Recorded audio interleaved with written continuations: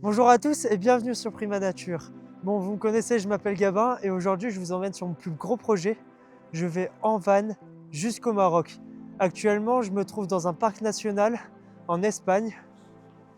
On a de la neige, au moins 10 cm. C'est un truc de fou. Il y aura plusieurs vidéos sur le sujet. Je vais vous montrer mon étape sur un voyage qui va durer 1 mois et demi. Je vous ai pas filmé toute la France et le début de l'Espagne parce qu'il a fait que pleuvoir et il n'y avait pas grand chose à voir malheureusement.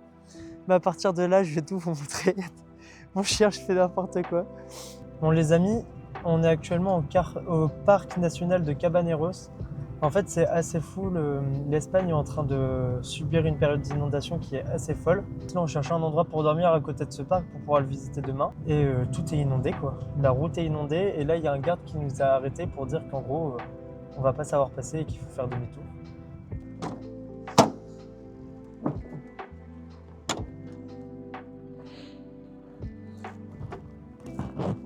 Actuellement, je suis dans une petite ville qui s'appelle El Robledo. En fait, ça doit faire 3 jours que je suis en Espagne et ça fait 3 jours qu'il pleut des cordes. Je peux rien vous filmer à tel point où en fait je fais juste rouler parce que je trouve pas d'endroit. Les seuls moments où je vous filme, c'est quand il fait beau, quand il pleut pas trop.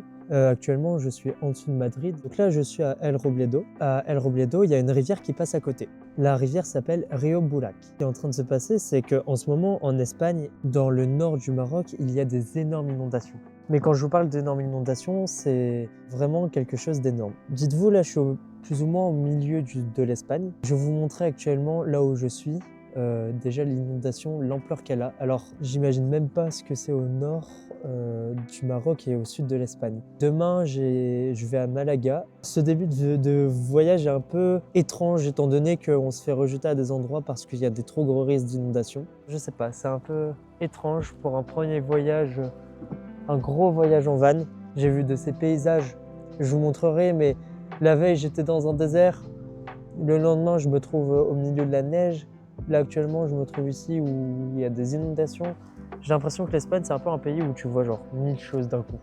C'est génial, c'est magnifique. On a enfin réussi à trouver une activité à faire. C'est dans le parc national de Cabaneros. Normalement le parc est fermé mais on a trouvé une toute petite portion qui est ouverte. C'est sur des sortes de pilotis, un terrain complet sur pilotis. Et franchement, c'est magnifique à voir. On est quand même passé sur quelques chemins interdits parce qu'on voulait quand même visiter quelques petites choses. Mais on a pu voir de belles choses. On a enfin l'explication de pourquoi la terre est aussi rouge. C'est en fait, il y a du sulfate de fer, normalement, qui rouille. Et donc ça donne ce côté très rougeâtre. Avec l'inondation, il y a énormément de chemins, de petites rivières et de petites cascades qui se sont créées, c'est vraiment quelque chose de magnifique. On a pu visiter qu'une petite portion, donc ça donne envie de voir le reste. Mais ce soir, direction Malaga. Et normalement, dans les 2 prochains jours, on est au Maroc. Et ça, c'est génial. Bon les amis, on est enfin arrivé au Maroc. On est actuellement dans la ville de Fès, une ville charmante. Pour le coup, là, sur ça, il n'y a rien à dire. Mais jusqu'ici, on n'a eu que des galères. Je vais un peu vous raconter ça. Bon, déjà, pour commencer, pour le bateau, j'étais un peu stressé parce qu'il fallait plein de documents et il menaçait d'euthanasier mon chien si j'avais pas tous les documents. Sur ça, au final, tout le monde s'en foutait. Bon, je pense que c'est quand même important de faire tous ces documents-là, mais faut pas se mettre de la pression parce que vraiment, j'ai proposé mon passeport à tout le monde. Tout le monde était en mode non, on s'en fout, t'inquiète. Bon, pourquoi pas. Le bateau, il est parti avec un peu de retard et il a pris vraiment beaucoup de temps à arriver. Le trajet était censé durer 1h30, il a duré 2h30 au final, avec beaucoup de contrôles à la douane. On est passé dans des scanners, on est passé par des fouilles, des chiens qui reniflent et tout. Enfin, vraiment, c'était un peu n'importe quoi. On a roulé jusque Larache. On a passé une première nuit un peu d'enfer parce qu'il a plu à tel point où le berlingot a été un peu inondé à l'avant. Ceci, c'était un vrai bordel. Surtout qu'on s'est retrouvé un peu entouré par les inondations. Et là, c'est là où a commencé les vraies galères. À la base, on avait 4 heures de trajet. Donc on s'est dit, allez, on part. Premier problème, une route barrée. On se dit, c'est pas grave, on va contourner et puis ça ira. Les amis, on en a complètement marre. Ça doit faire 3 heures qu'on tourne. On a que des routes de merde comme ça ou des routes inondées. On est un peu à bout. C'est un peu galère, on avoue là. Ça devient un peu dur. Deuxième route barrée, troisième route barrée. Du coup, on roule. On perd toute la connexion, donc on perd tout le réseau, donc le GPS, tout ça. Donc c'est un peu galère. Et au final, on se perd complètement.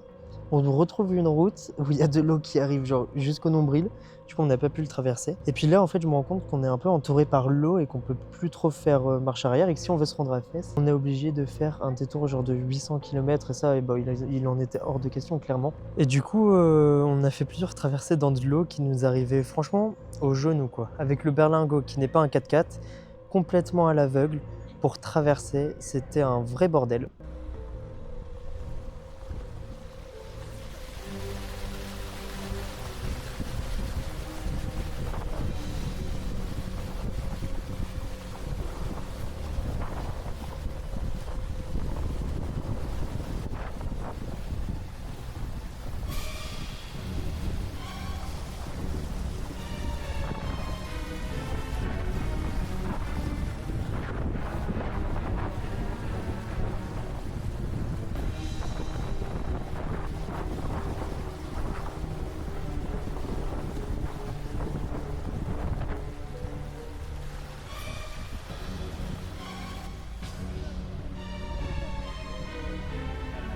Ensuite, à Fès, on était dans la vieille ville avec des petites ruelles, cramer la boîte de vitesse. Enfin, je pense avoir cramé la boîte de vitesse, ça, on verra ça demain quand faudra redémarrer. Mais il y a eu une énorme odeur de brûlé, parce que j'ai dû forcer pour monter une grosse pente et tout. Ça a beaucoup patiné, il y a une énorme odeur de brûlé, donc ça, j'avoue que ça pue un petit peu. Enfin bon, pareil, ça, on verra sur le moment, hein. Et puis, ouais, on a passé de l'eau, à tel point où l'eau est rentrée par les portières, surtout par la mienne. Donc ça, c'était un peu craignos. J'avoue que j'ai eu un peu peur, mais c'était très cool aussi comme expérience. Je savais que le berlingot, il savait tout faire, alors ça va quoi.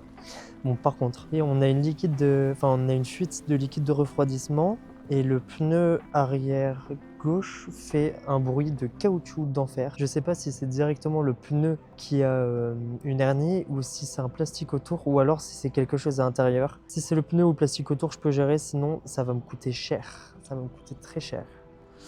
Mais bon, comme c'est que à petite vitesse que j'entends le bruit, pour l'instant, je suis un peu dans le déni, mais bon, on va devoir vite remédier à ça. Et du coup, on est à Fès. Petite journée tranquille, on prend pas le berlingot. On redémarre demain vers Imilchil normalement. Peut-être qu'on s'arrêtera avant vu qu'on en a un peu marre de rouler. C'est magnifique. À Fès, on a visité du coup, c'était pas vraiment le souk, c'était plus des rues marchandes. C'était magnifique à voir. J'ai acheté une belle petite veste. Ça tient chaud pour les bivouacs, mais ça va être exceptionnel. Puis on a bien mangé aussi. On a mangé un mélange de plein de poissons avec des aubergines, du pain. C'était vraiment un régal. Et ce soir, j'espère un tagine. Mon premier tagine de cette année au Maroc, ça va être exceptionnel. Bon, je vous laisse et puis je vous retrouve pour les prochains jours.